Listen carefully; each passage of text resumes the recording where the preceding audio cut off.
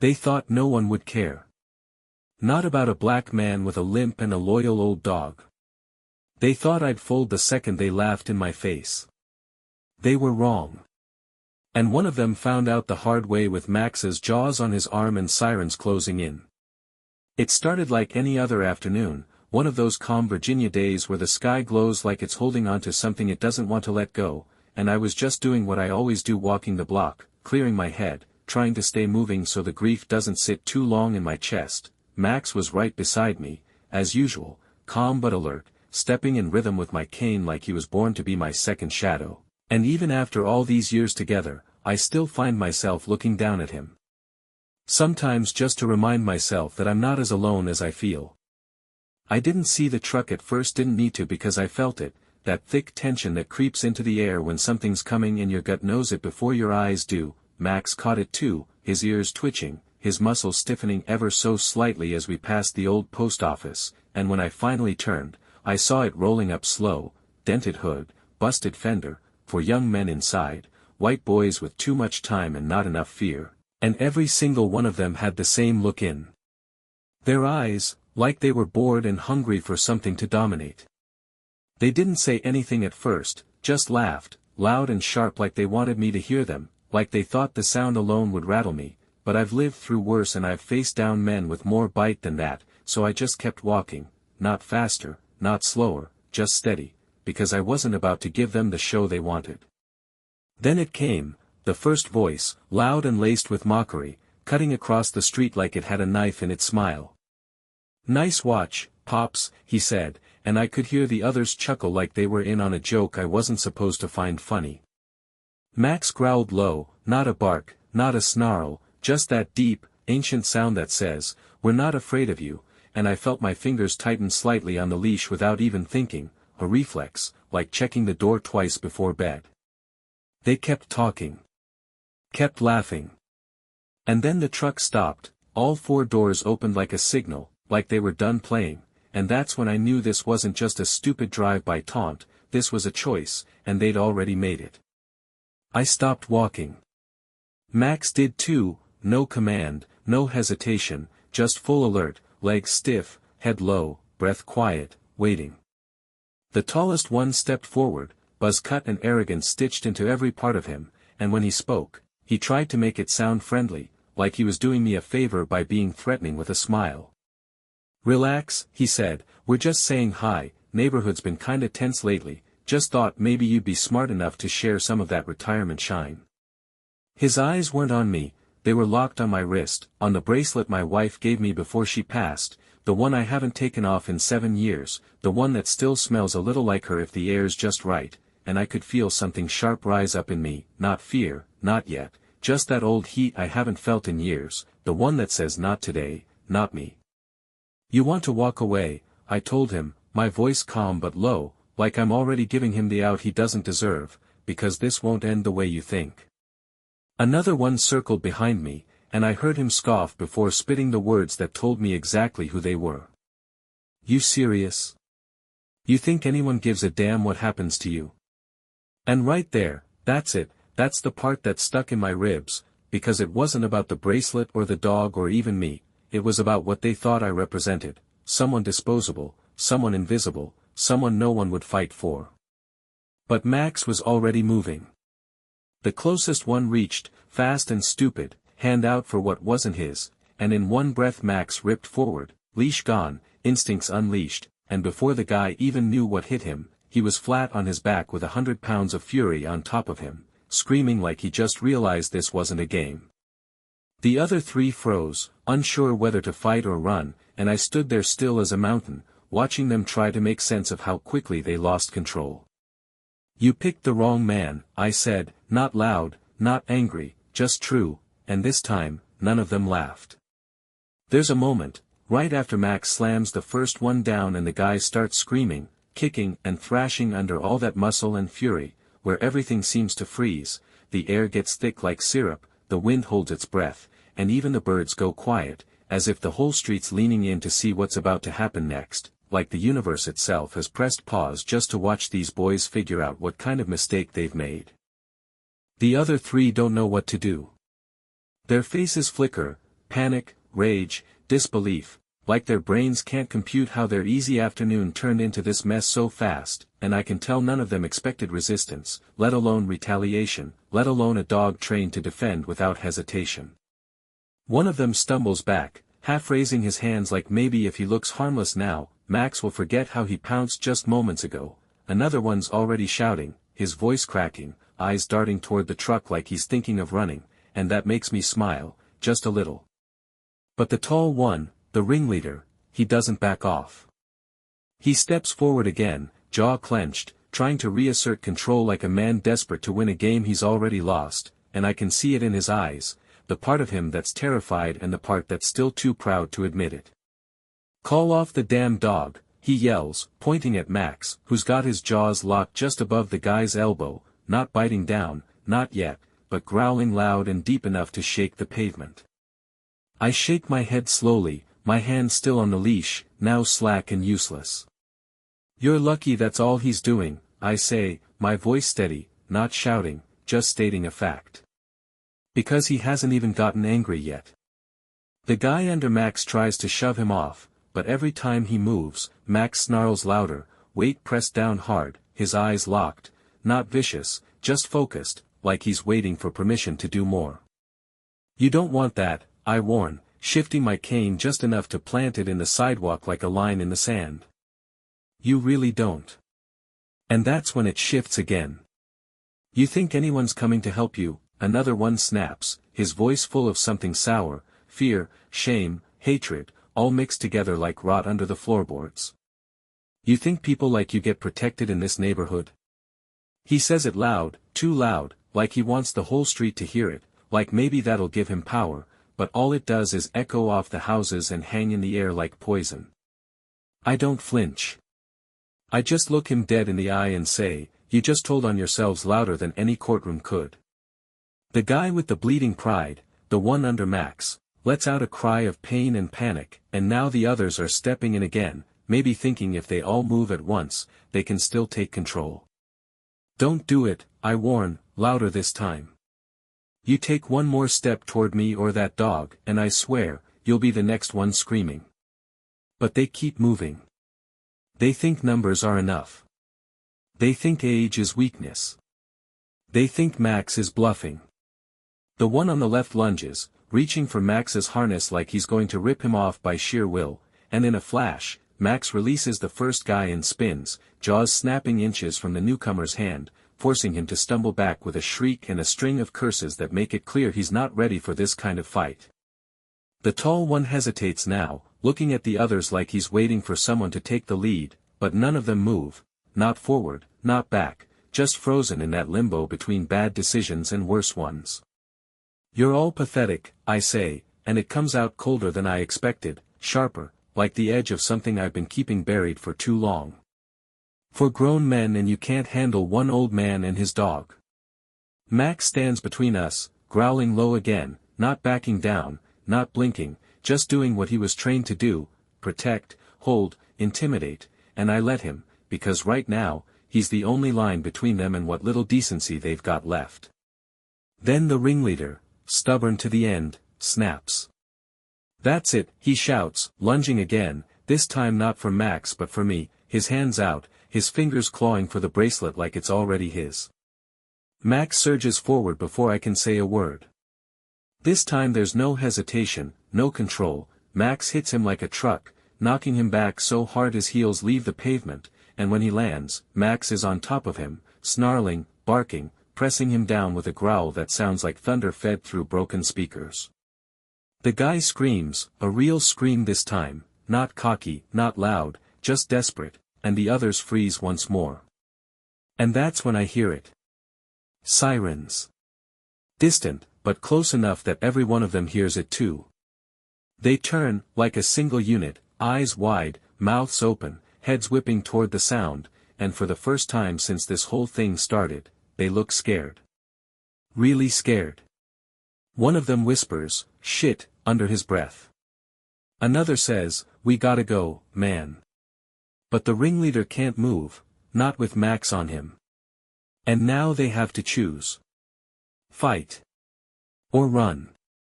And from the way their feet shift on the pavement, I already know what they're gonna do.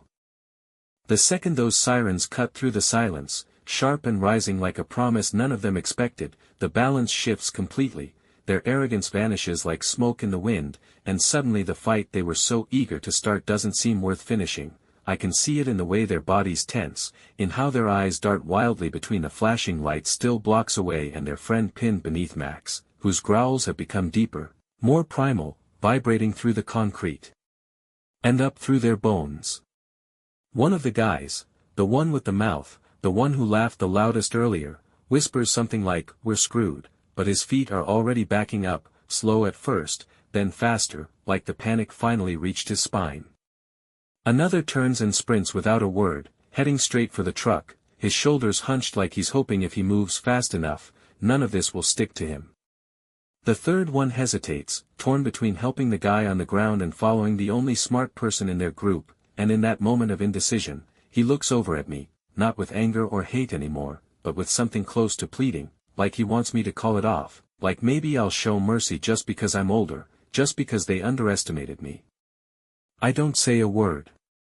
I just stand there, cane planted, watching them like they're exactly what they are, cowards in free fall.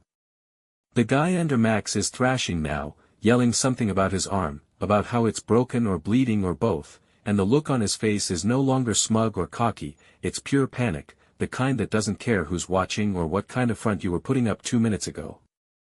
The ringleader, the one who thought he was untouchable, is sweating, eyes wide, trying to push Max off with one arm while shielding his face with the other, and every time he moves, Max presses harder, not attacking, not biting, just holding him exactly where he needs to be, in the dirt, where he belongs. Behind me, I hear tires screech, and when I glance back, I see the pickup tearing off down the street, the two who ran scrambling into the cab and peeling out like they're in a bad movie. They don't even look back. They leave their friend, their leader, lying flat on his back with a dog on his chest and police sirens closing in. Guess loyalty only works one way, I mutter, and the man on the ground curses, but it's weak, broken, like he knows I'm right. I hear the squad car before I see it, that quick, decisive whine of brakes and doors being flung open, and within seconds, 2 officers are crossing the street, hands near their belts but not drawn, eyes scanning the scene like they already know exactly what happened, and from the way they approach, slow but focused, I can tell they've seen worse, and they're already choosing who to believe. "Sir, you all right?" one of them asks, eyes flicking between me and Max, who hasn't moved an inch. I nod. "We're fine." He's not. The officer nods once, then turns to Max, "Can you call your dog off, please?" I give the command, calm and low, "Max, heel." And just like that, Max backs away without hesitation, returning to my side and sitting with that same trained poise that's kept me safe more times than I can count. The man on the ground doesn't get up. He just groans, clutching his arm, muttering something about being attacked, but no one's listening. The officer kneels beside him, quickly cuffing him, reading his rights like it's just another Tuesday. When the guy protests, shouting that he didn't do anything, I finally step closer and say, "No. You and your friends hunted me through my own neighborhood like I was prey, threatened me in broad daylight, tried to rip a memory off my wrist like it didn't mean anything. You got what you earned." He goes quiet after that. The officers check me over, ask if I need medical attention, and I tell them no, I'm shaken, but not broken. Max sits at my feet, still on high alert but calmer now, his breathing even and ears twitching with every sound. They ask for a statement, and I give them a short version, pointing to the security camera mounted on a neighbor's garage across the street. "You'll want to pull that footage," I say. "It caught the whole thing." One of the officers nods. "We've already got backup pulling the plates on that truck. We'll find the others." I believe him. Because for once, the system seems to be moving in the right direction. They load the suspect into the cruiser, and as they drive off, I'm left standing in the same spot where everything exploded, the same sidewalk I've walked every day for years, now stained with fear and truth. Max nudges my leg with his nose, and I reach down without thinking, running my hand over his head. You did good, boy, I whisper. Real good. But even as we turn to go home, I know this isn't over. Because people are going to talk. Some will say I overreacted. Others will say those boys didn't mean harm. And somewhere, someone will twist this story until it doesn't even sound like mine anymore. But I was there. I lived it. And now, I'm going to make sure no one gets to rewrite what happened, because if they thought I was just going to walk away quietly, they still don't know who they're dealing with. The ride home is quiet, too quiet, like the city itself is holding its breath, and even with Max pressed close against my leg when I walk through the door, even with the porch light flickering on like it always does, even with my house still exactly how I left it, something in the air feels different now, heavier, like a storm hasn't ended, only shifted to a deeper part of the sky. I sit down slowly, my knees stiff, my heart still coiled from the police station, from Tanner's face, from the words he threw at me like they were weapons sharpened by privilege, and I can't stop thinking about what he said, about how sure he sounded that no one would believe me, about how many times that line must have worked for him before. Max rests his head on my boot, calm now, but still alert, like he knows the fight's not over just because the shouting stopped. The next morning, my phone doesn't stop buzzing. First it's Officer Carter letting me know the two boys who ran were picked up hiding in a cousin's garage like rats ducking under loose floorboards, then it's a reporter from the local station asking if I'd like to share my side of the story, which we both know means soften the blow, make it sound mutual, turn it into just another incident, instead of what it really was, an attempted assault that only ended because I had teeth and will and rage on my side. I don't answer. I don't trust cameras. I trust the truth, and the truth doesn't need to be trimmed for broadcast. By noon, I get a call from the assistant district attorney, a woman named Jessica Ongwen, sharp voice, quick mind, all business. Mr. Bennett, I'll be handling the prosecution, she says. And I'm not interested in deals.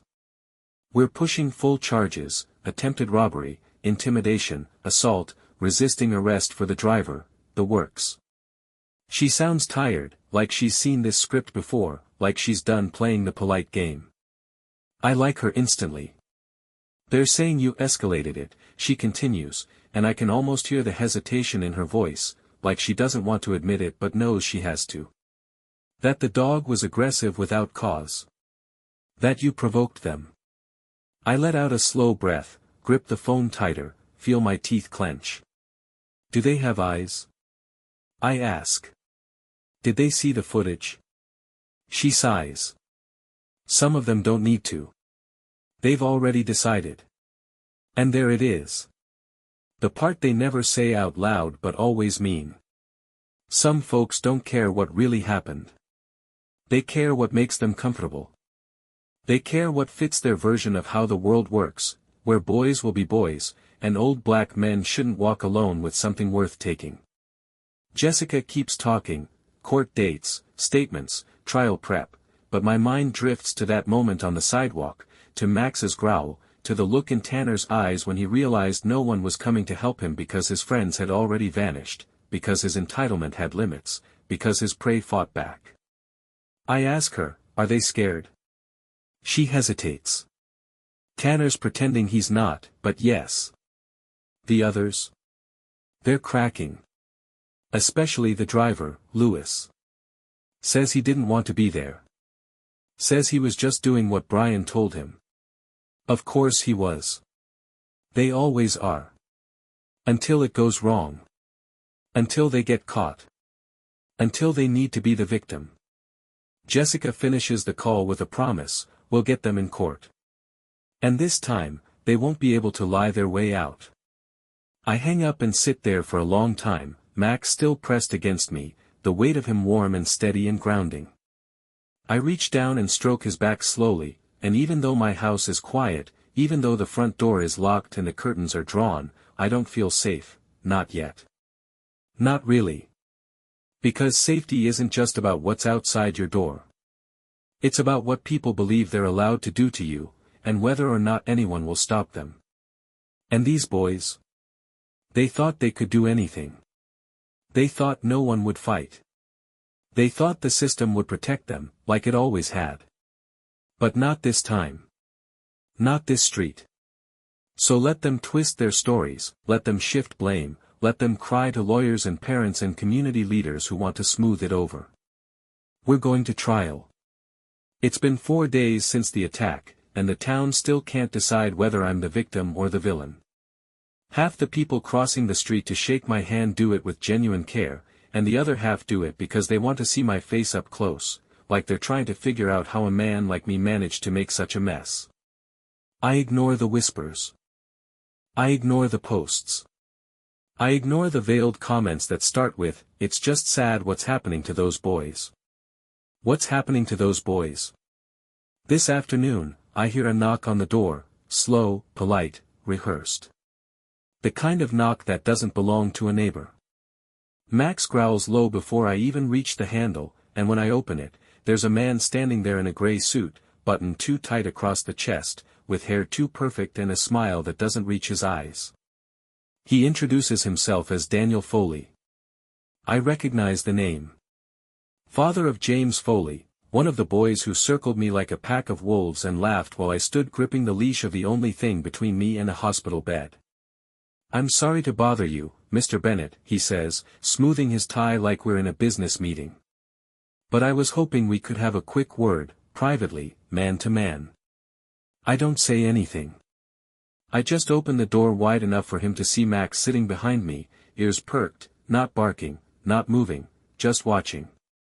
He clears his throat and continues, "I work in the Federal Field Office, Counter-Threat Coordination. 21 years in service.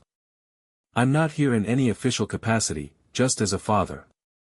I still don't speak. He shifts his weight. "My son made a mistake," he says. "They all did. I'm not here to excuse it, but boys push limits. They test the world. It's part of being young. They didn't know who you were, and it got out of hand." He waits, like he expects me to say thank you or you're right, but I just cross my arms and stare at him. I want to hear where this is going. "I'm asking you, respectfully," he continues, voice dropping to something that almost sounds like sincerity, "not to ruin their lives over this. They're not monsters. They were just being stupid. They thought they were being funny." "Funny," I echo, finally speaking, and the word tastes like rust. What part was funny? The circling? The threats? The part where my dead wife's bracelet was almost ripped off my wrist? Or the part where they left one of their own in the street like garbage when it didn't go the way they wanted? His jaw tightens just slightly. "They didn't mean it like that." I nod slowly. "But they did it like that." He takes a breath, like he's about to lay the real reason down, the weight behind the words, and when he speaks again, it's low and careful. "Mr. Bennett, you've got a lot of people behind you right now. Support, attention, sympathy. But things shift fast. Trials get messy. Reputations blur. You're a respected man. Retired teacher. Decorated record. No need to drag this out and make it uglier than it has to be. There it is. Not a threat. A forecast. The storm he thinks I won't want to walk through. I'm not afraid of messy," I say quietly. "I've lived through it. My whole life's been messy. Messy looks like a clean suit compared to what I've seen. You're asking me to protect boys who only stopped because they got caught. Boys who didn't say sorry. Who didn't look scared until they saw the flashing lights." He shifts again. "They're young. So were the ones they hurt before me," I say. "You knew about that?" He goes still. "And I know he did. I'm not the first," I continue. "Just the first to fight back hard enough that someone noticed." He looks down at the ground like he's thinking, like he wants to say something noble, but the words won't come. After a moment, he straightens his jacket and says, "I just wanted to ask. Thought maybe you'd listen." I nod once. I did listen. Then I closed the door. Not with a slam. Just a click. Because I don't need noise to make a decision. Max rests his head on my foot, and I scratch behind his ear, my hand steady now, my breath calm. The storm didn't pass. It walked up my porch and shook my hand like it was doing me a favor. But I'm not bending. They wanted to test the world. Now they'll see what happens when the world pushes back.